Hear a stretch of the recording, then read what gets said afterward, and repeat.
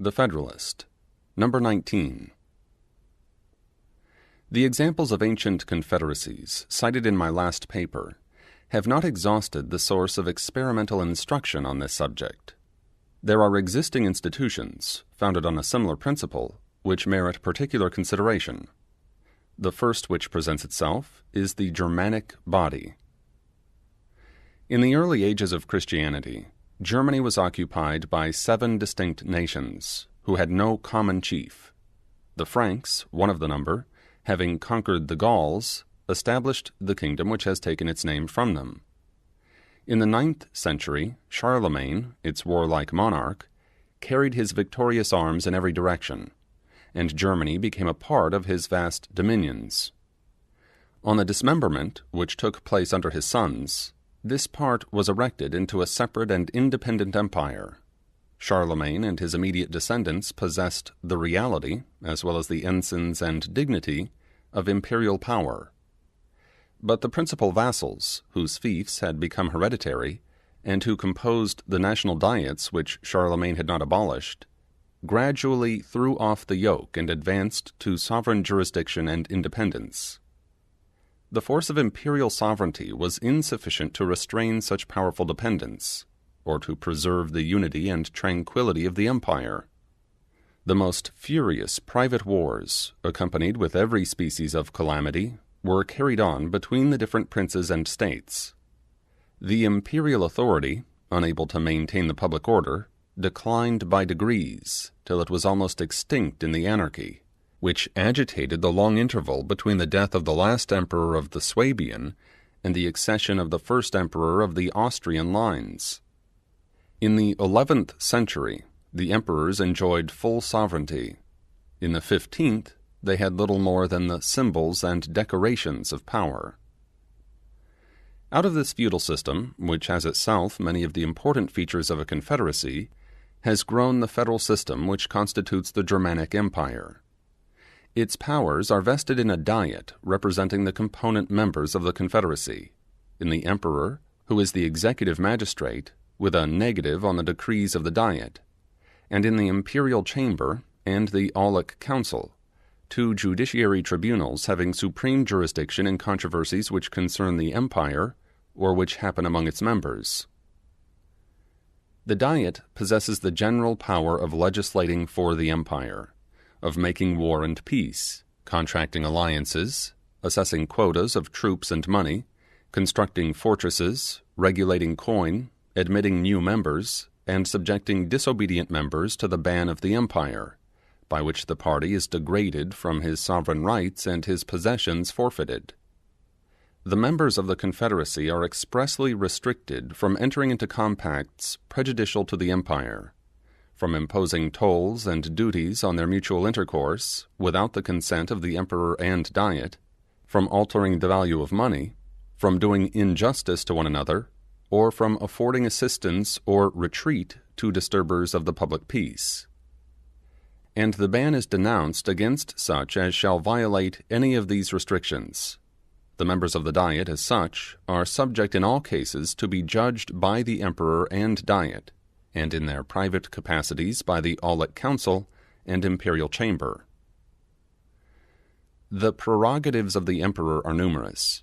The most important of them are his exclusive right to make propositions to the Diet, to negative its resolutions, to name ambassadors, to confer dignities and titles, to fill vacant electorates, to found universities, to grant privileges not injurious to the states of the empire, to receive and apply the public revenues, and generally to watch over the public safety. In certain cases, the electors form a council to him. In quality of emperor, he possesses no territory within the empire, nor receives any revenue for his support.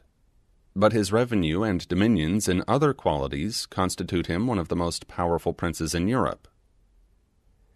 From such a parade of constitutional powers in the representatives and head of this confederacy, the natural supposition would be that it must form an exception to the general character which belongs to its kindred systems.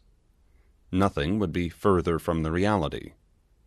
The fundamental principle on which it rests, that the empire is a community of sovereigns, that the Diet is a representation of sovereigns, and that the laws are addressed to sovereigns, renders the empire a nerveless body, incapable of regulating its own members, insecure against external dangers, and agitated with unceasing fermentations in its own bowels. The history of Germany is a history of wars between the emperor and the princes and states, of wars among the princes and states themselves, of the licentiousness of the strong and the oppression of the weak, of foreign intrusions and foreign intrigues, of requisitions of men and money disregarded or partially complied with, of attempts to enforce them, altogether abortive, or attended with slaughter and desolation, involving the innocent with the guilty, of general imbecility, confusion, and misery.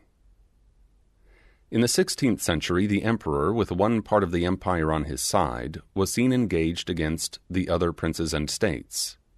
In one of the conflicts, the emperor himself was put to flight, and very near being made prisoner by the Elector of Saxony. The late King of Prussia was more than once pitted against his imperial sovereign, and commonly proved an overmatch for him. Controversies and wars among the members themselves have been so common that the German annals are crowded with the bloody pages which describe them. Previous to the Peace of Westphalia, Germany was desolated by a war of 30 years, in which the emperor, with one half of the empire, was on one side, and Sweden, with the other half, on the opposite side.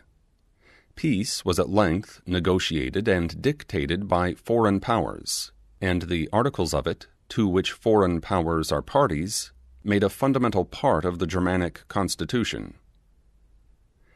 If the nation happens on any emergency to be more united by the necessity of self-defense, its situation is still deplorable. Military preparations must be preceded by so many tedious discussions arising from the jealousies, pride, separate views, and clashing pretensions of sovereign bodies, that before the Diet can settle the arrangements, the enemy are in the field, and before the federal troops are ready to take it, are retiring into winter quarters. The small body of national troops, which has been judged necessary in time of peace, is defectively kept up, badly paid, infected with local prejudices, and supported by irregular and disproportionate contributions to the treasury. The impossibility of maintaining order and dispensing justice among these sovereign subjects produced the experiment of dividing the empire into 9 or 10 circles or districts, of giving them an interior organization, and of charging them with the military execution of the laws against delinquent and contumacious members. This experiment has only served to demonstrate more fully the radical vice of the Constitution. Each circle is the miniature picture of the deformities of this political monster.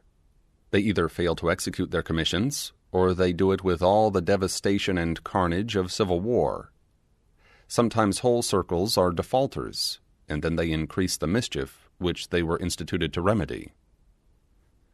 We may form some judgment of this scheme of military coercion from a sample given by Tuanus. In Donauwörth, a free and imperial city of the circle of Swabia, the Abbé de Saint Croix enjoyed certain immunities which had been reserved to him. In the exercise of these, on some public occasions, outrages were committed on him by the people of the city. The consequence was that the city was put under the ban of the empire, and the Duke of Bavaria, though director of another circle, obtained an appointment to enforce it. He soon appeared before the city with a corps of 10,000 troops, and finding it a fit occasion, as he had secretly intended from the beginning, to revive an antiquated claim on the pretext that his ancestors had suffered the place to be dismembered from his territory, he took possession of it in his own name, disarmed and punished the inhabitants, and re-annexed the city to his domains. It may be asked, perhaps, what has so long kept this disjointed machine from falling entirely to pieces? The answer is obvious: the weakness of most of the members, who are unwilling to expose themselves to the mercy of foreign powers; the weakness of most of the principal members, compared with the formidable powers all around them; the vast weight and influence which the emperor derives from his separate and hereditary dominions; and the interest he feels in preserving a system with which his family pride is connected, and which constitutes him the first prince in Europe. These causes support a feeble and precarious union, whilst the repellent quality, incident to the nature of sovereignty, and which time continually strengthens, prevents any reform whatever, founded on a proper consolidation. Nor is it to be imagined, if this obstacle could be surmounted, that the neighboring powers would suffer a revolution to take place which would give to the empire the force and preeminence to which it is entitled. Foreign nations have long considered themselves as interested in the changes made by events in this Constitution, and have on various occasions betrayed their policy of perpetuating its anarchy and weakness. If more direct examples were wanting, Poland, as a government over local sovereigns, might not improperly be taken notice of, nor could any proof more striking be given of the calamities flowing from such institutions. Equally unfit for self-government and self-defense, it has long been at the mercy of its powerful neighbors, who have lately had the mercy to disburden it of 1/3 of its people and territories. The connection among the Swiss cantons scarcely amounts to a confederacy, though it is sometimes cited as an instance of the stability of such institutions. They have no common treasury, no common troops even in war, no common coin, no common judicatory, nor any other common mark of sovereignty. They are kept together by the peculiarity of their topographical position, by their individual weakness and insignificancy, by the fear of powerful neighbors, to one of which they were formerly subject, by the few sources of contention among a people of such simple and homogeneous manners, by their joint interest in their dependent possessions, by the mutual aid they stand in need of for suppressing insurrections and rebellions, an aid expressly stipulated and often required and afforded, and by the necessity of some regular and permanent provision for accommodating disputes among the cantons.